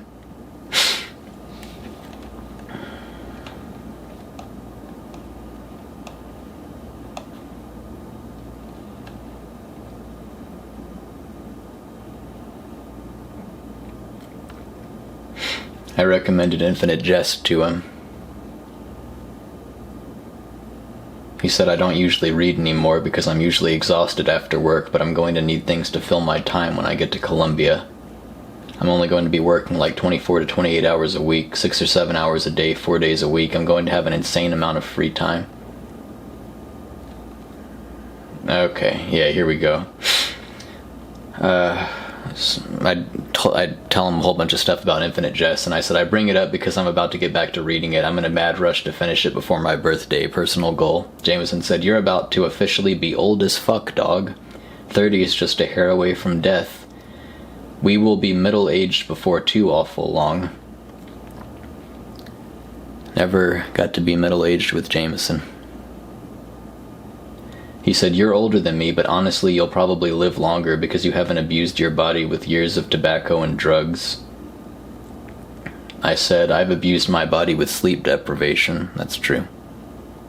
We talk about having children, and we both at that point were saying we didn't think we wanted to have kids. Jamison was like, kids are for life, dog. Jamison said, good luck with the rest of your life. Oh. I said, I'm gonna go read later, Jamalthrop. I called him Jamalthrop sometimes. Jamison said, good luck with the rest of your life, dog. I'm probably going to get married in a few months, mostly for legal reasons. You should totally spend a couple $1,000s to come visit Columbia and celebrate. I said, I'll try. I think I would have if it had been, like, during my vacation time. If he had actually gotten married. Jamison said, even if it's a great inconvenience for you and puts you in a terrible position financially, I expect you to come because I am extremely important and it would be a great insult to me if you didn't put your own life aside to make me feel valued.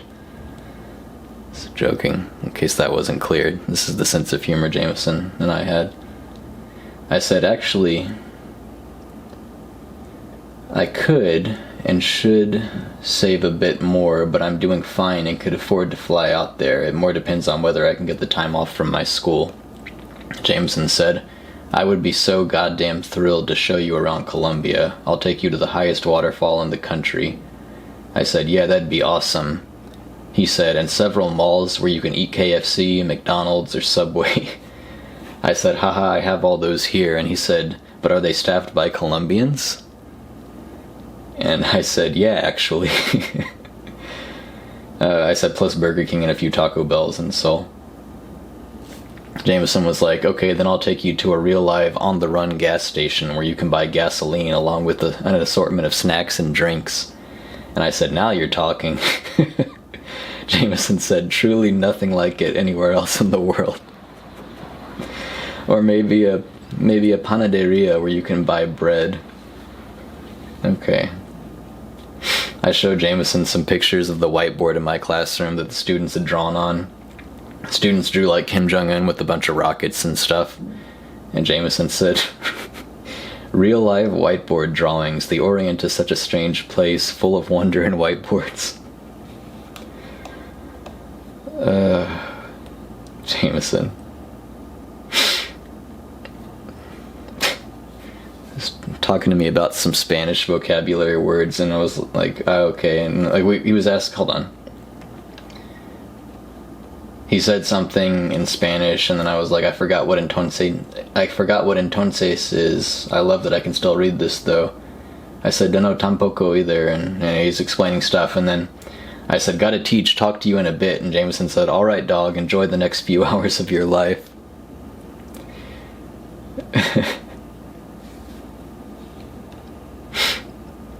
He said a bunch of stuff to me in Spanish that I was actually able to read and understand, so that was cool. He asked me, do you think your Korean is better than your Spanish? And I said, not at all. Not proud of that. I think at this point, though, no, I think I could still do better in Spanish, honestly.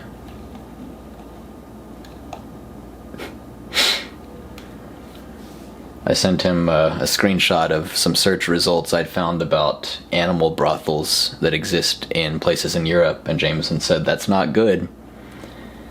Jamison said, today I cut my finger open damn near to the bone, but it's okay.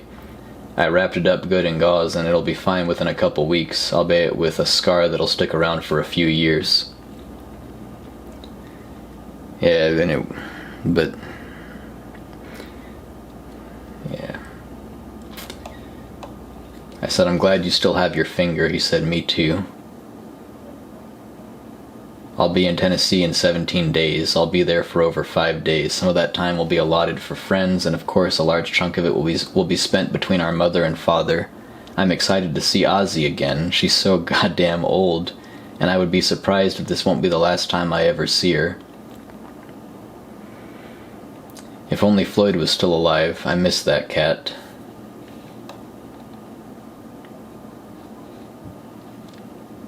I said I hope I can see her again. I did. 2 more times I got to see Ozzy, before she finally passed away earlier this year. Jamison then texted me again later, I'll be in Tennessee in less than 24 hours. I'll tell you how it is. This was such a stark contrast. Just how the frequency of him texting me and just how friendly and talkative and just casual he is. Just tell me whatever's on his mind. It was so different from how he used to be. Sent me a song. He said, I found this Swedish rapper. Most of his music is unashamedly trash, but this song is absolutely beautiful and hypnotizing. I said, gotta listen in a bit, headed to a meeting. And I said, not work. I don't think I ever listened to that. This is something I regret. Jamison would send me music and just like gush about how much he loved it. And oftentimes I would not listen. Sometimes I would say, like, let me get to it later, and then I would just forget, or sometimes I wouldn't even reply because I was busy. I feel bad about that. I love sharing music with people, and it's something else we could have talked about, bonded over more. That's a regret. Something I regret was that I have the photo album, so beginning of 2018, I flew back to Seattle and visited for like 5 days or something like that, 6 days, I don't know. And then I flew from Seattle back to Korea, and then immediately I landed in one airport and immediately had to like hop on the subway to go to the other airport to catch a flight to Vietnam with some friends that I planned the Vietnam trip earlier. So it was like a busy few days, but because those 2 trips were basically joined together, the pictures I took, I put them all together in an album, Seattle and Vietnam and all that stuff, all together in one album that I called Vietnam Trip. And I tried to share, like, I would put these in Google Drive and add the email addresses of Jamison and both my parents so that they could view the photos I took. And I did that, and then so he would have gotten a notification email saying that, like, Jordan has like linked this album to you or whatever. But then I realized that I hadn't told my dad I was going to Seattle because that was actually the first time I'd gone back to the States since going to Korea, like 2.5 years later, and my first trip back to the States was not to go to Clarksville, it was to go to Seattle. And I felt kind of I felt guilty about that, But to be fair, I did look up, as soon as I saw that, like, how cheap that Seattle round trip ticket was, I immediately looked up flights to Tennessee, but it was like astronomically higher, so I was like, I can't do that, but I'm gonna do Seattle, see my friends again. But I feel guilty, so I didn't tell my dad. So then I didn't want him to see the pictures, and like know that I'd been there yet, so I quickly made that album like private again. I removed their email addresses, but they got the notifications. So Jamison never got a chance to look at those pictures. And then at some point he tried to look, I think probably he tried to access it with the old email that would have been sent to him. And maybe it didn't let him. I don't know if like that automatically made him send me a request or if he requested. But I got an email saying Jamison has requested to view your Vietnam trip album. And I don't think I ever responded to it. Like I was just busy or whatever, and I just never got around to adding his email address to it. And then he died. So I guess he never got to look at those pictures. I don't know. It's not the most important thing in the world. I don't know how much he would have wanted to or how intentional that was.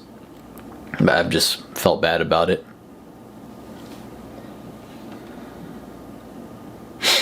Jamison said Ozzy is still in amazing health. She's got to be 13 or 14 now, but I think she would have been older than that. I think. Maybe 14. She's got to be 13 or 14 now, but she still behaves like a young cat, no health or mobility problems. She still roams the forest and kills birds and lizards and squirrels and such. I think she's immortal, probably some cat demigod. Stuart works with Sam at Black Horse now and says that Sam is one of his favorite people he's ever met. He says he's sad he waited nearly 26 years before becoming friends with him.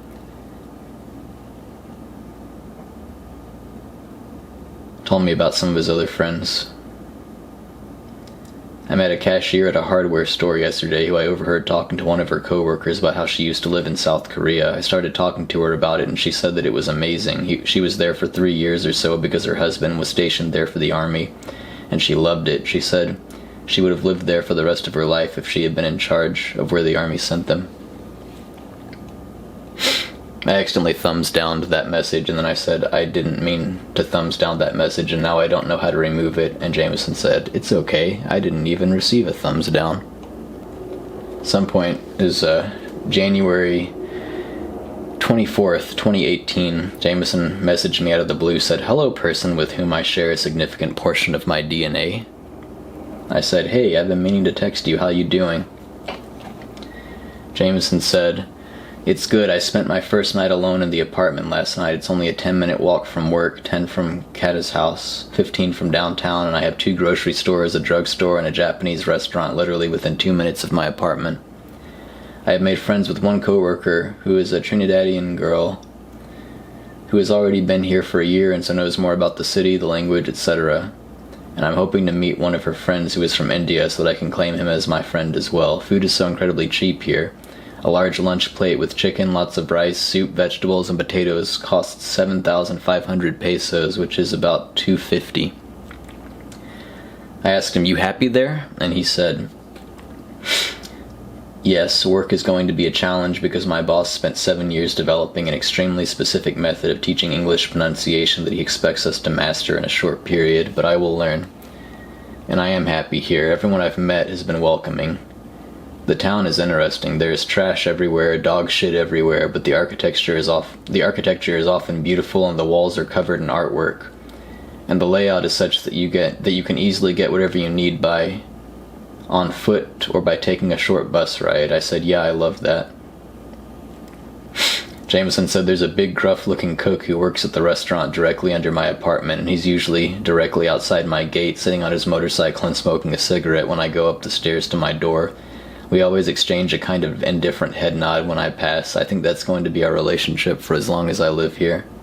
I sent him a picture of me in Vietnam with a snake around my shoulders. And Jamison said, that's a big fucking snake. How was your trip? I said, good. He said, did you kill anyone? I said, nah. Yeah. I don't know, a couple weeks later, found out he and Catalina had broken up. I said, why'd you and Catalina break up? He said, I came to the realization that I only really saw her as a friend. I said, oh, okay. And that's all he had to say about it. Jamison told me about his trip to Ecuador. Sent me a picture of a sign with pointing to a bunch of big cities like Athens and Panama and Seoul. And they spelled it wrong on the sign. They spelled it like Seoul, but it's Seoul. Like, well, technically it's 2 syllables, Saur. But, he said that sign is pointing to Seoul. I took this picture in Ecuador, about 40 feet from the equator line. My vacation was okay. I saw a lot of beautiful things, but it was extremely rough. 46 hours straight of traveling in bus to get from my city to Colombia. My city in Colombia to my hostel in Ecuador, including 10 hours standing in the immigration line to cross the border from Colombia to Ecuador. It took so long because there were hundreds and hundreds of Venezuelans trying to cross into Ecuador, fleeing their home country because Venezuela is run by a dictator who has turned the whole country into a hellhole of poverty, starvation, and rampant violence. In 2016, there were 28,500 murders in Venezuela, 20 times higher than the USA, even though the population of Venezuela is less than 10% that of the USA. Anyway, over the course of a 7-day trip, I spent nearly 3.5 entire days riding in buses. I camped inside a volcano crater, though, and saw a bunch of waterfalls, and got into an argument with a drunk homeless guy at midnight outside a bus station. Didn't die, though. A lot of the country is so mountainous and remote that the people don't even speak Spanish. They still speak the same native tribal language that their ancestors have been speaking since before Christopher Columbus arrived 500 years ago. Oh. Bunch of stuff. Jamison said, I love my current job, but my employer doesn't have enough money in his bank account to meet the new requirements set by the government this January for hiring foreigners, so I have to find a school or learning institute that is large and rich enough to be able to provide me with a visa. I have slightly less than 3 months to find that job. If I don't find it within that time period, I have to exit Colombia for 6 months, in which case I'll likely move to Panama or Ecuador.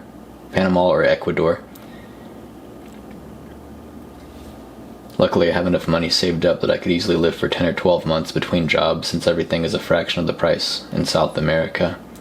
Also, I have both TESOL and TEFL. Plus, by the time I'd have to leave, I would have 6 months of teaching experience, so it shouldn't be too hard to find a job. Jamison said, are you still alive? I don't know why I said that. Jamison said, Colombia has taken a turn for the dark side. I had to find a new job, which meant I had to move. I traded in my nice, spacious apartment in a super safe area for what amounts to a walk-in closet with a bed in an apartment building in one of the shittiest, most dangerous parts of the city. Just a couple streets up, it's fine. But my particular street is dirty, literally smells of human feces, and is crawling with homeless people openly smoking crack in the street in broad daylight. Don't relay any of this information to our parents. I know well enough how to handle myself. I don't go out at night, and when I do go out, I don't take a lot of cash or valuable things with me, and I don't want them to worry unnecessarily about my safety. I said, okay, that's unpleasant, though.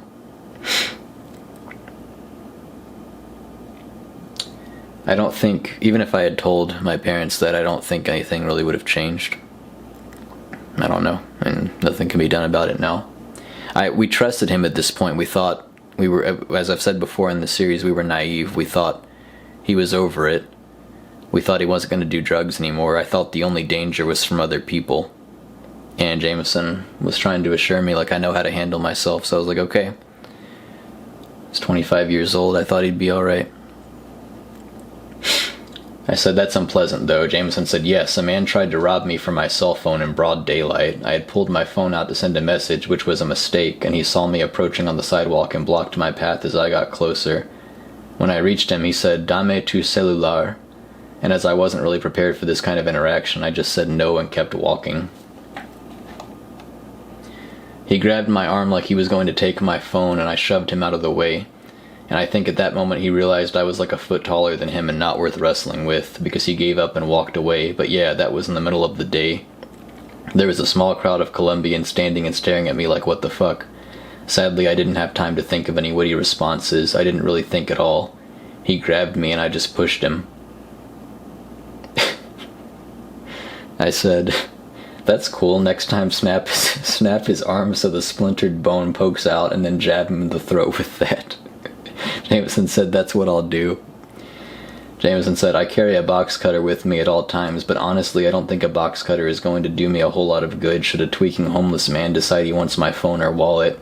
I think my best asset is the fact that I'm way bigger than most of them.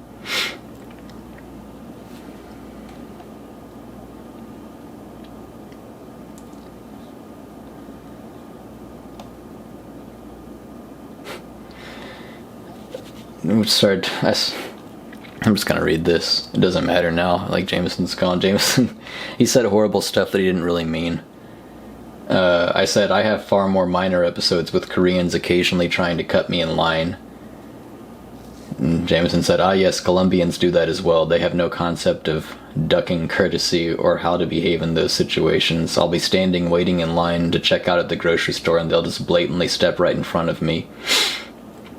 Honestly, I'd rather someone steal my phone than cut me in line. Every time someone cuts me in line, there's about a 5-minute long period where I want to kill them and everyone they love. I don't think he really means that. Or meant that. I hope he didn't.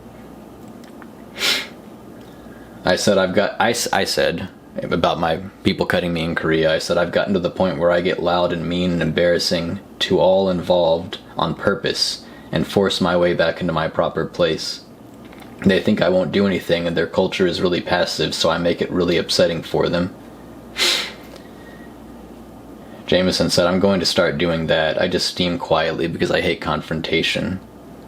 Jamison said the other day on the bus... Wait, hold on. Jamison said, but next time I'll yell, Hey, pendejo, no me viste okay? Which is... I don't know what pendejo means. I think it's like idiot.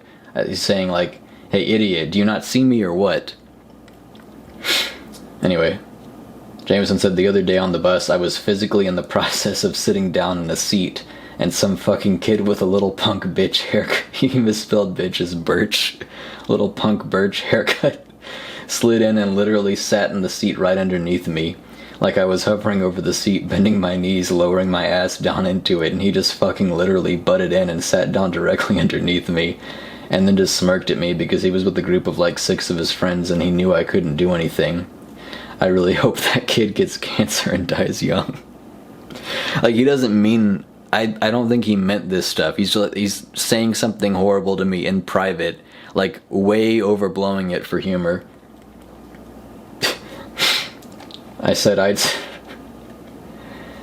Jamison said he was probably like 21, more years than his bitch ass deserves.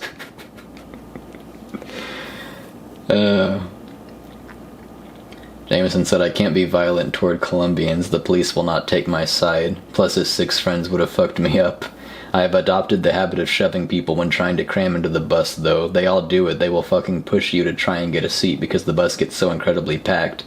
So I've adopted the same strategy and just outright push people if they're slowing me down.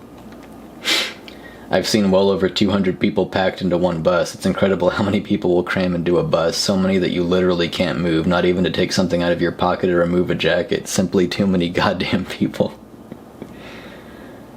I said, yeah, I've seen it in Korea. Not 200 though, don't know how they do that. How do they get off at their stops?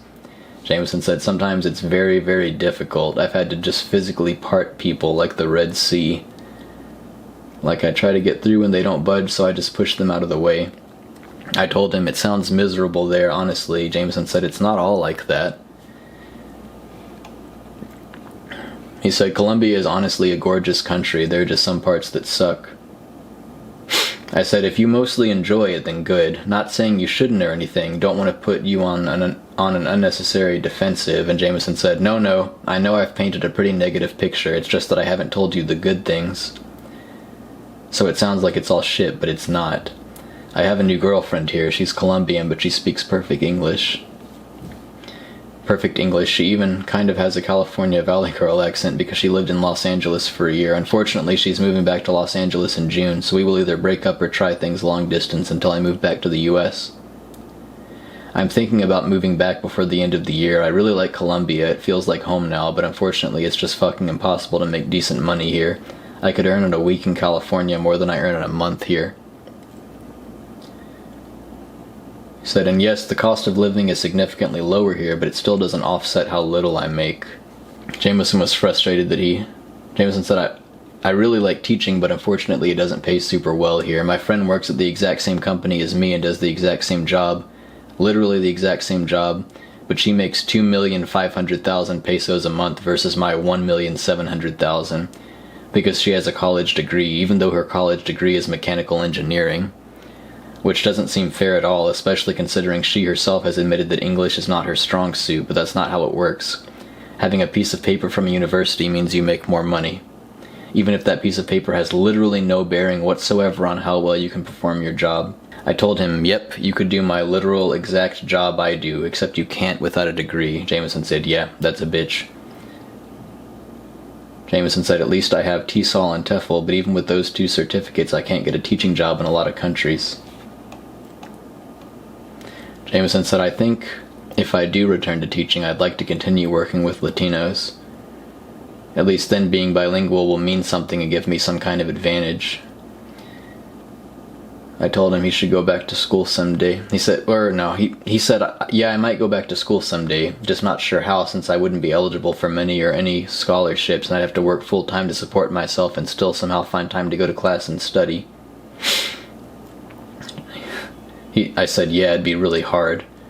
When I'm rich from my book, I'll pay for your school.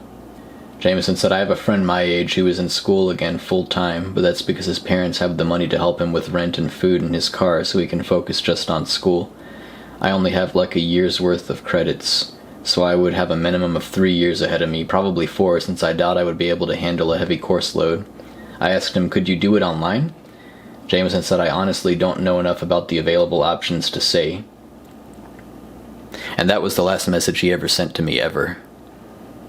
That conversation that I just read, I scrolled so far up in our messages and I was just kind of making my way down, seeing what I would pick out to talk about. I probably read way too much. It's going to be a really boring video for almost everybody. Except for, I guess, like, our mom. And our dad, if he watches this. But yeah, last thing he ever said, I honestly don't know enough about the available options to say, was the last thing he ever said to me. And then on the day he died, 2 years ago today, it was Father's Day. It was June 18th, 2018. I messaged him at 10:38 a.m. my time. I said, it's Father's Day. And he never saw that message, or at least Facebook doesn't register it as having been seen by him. And yeah, later that day I got a call that he was dead.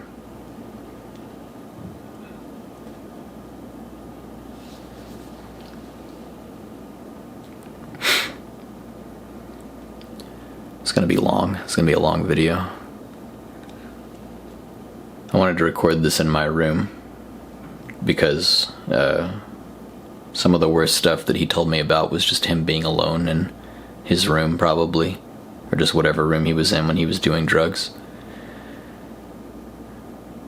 Yeah, that's about all I got. This was meant to be a video just kind of deep diving into some of the really horrible stuff he had told me, and I did that, and then I did a lot more than I expected I was going to. Okay. There's a lot more stuff I could talk about, but I don't really want to. It's kind of related to Jamison, but it's also related to some stuff that I don't want to mar this tribute series by talking about it. I literally prayed to God as I was walking home from school today to remove some of the anger from my heart. I didn't want to taint this video with it, so I'm gonna leave it here.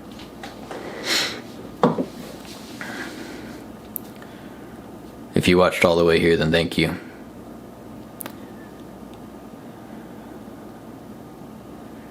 A year ago I had episode 17 of this series, and now here today I've got it's going to be 42. I'm probably going to be done with this tribute series by the time the 3-year anniversary of his death rolls around. Although, reading through this has just made me feel even more like I need to go to Colombia at some point. And if I do that, I'm definitely going to try and record some stuff, and that's probably going to be decently far into the future, so I guess we'll see. But yeah, for right now, this is going to do it. Have a good night. Love you, Jamison.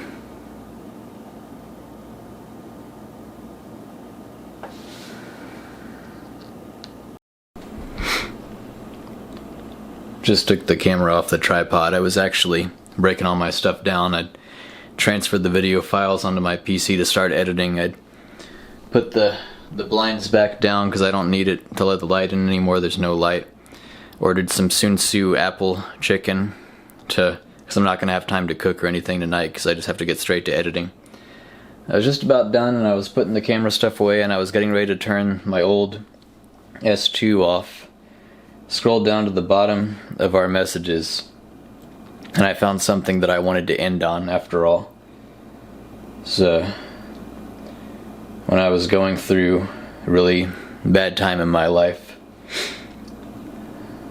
August 20th, 2014, Jamison texted me, "There are no cats in America and the streets are paved with cheese." I said, "I was thinking of texting you an update about my life the other day, but decided it'd just be pointless complaining. Glad to hear from you, though."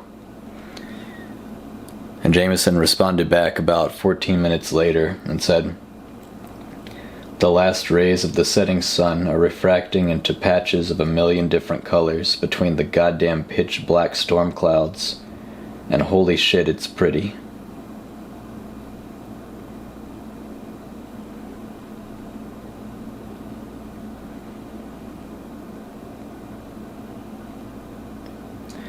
This would have been really early on in Jamison getting sober.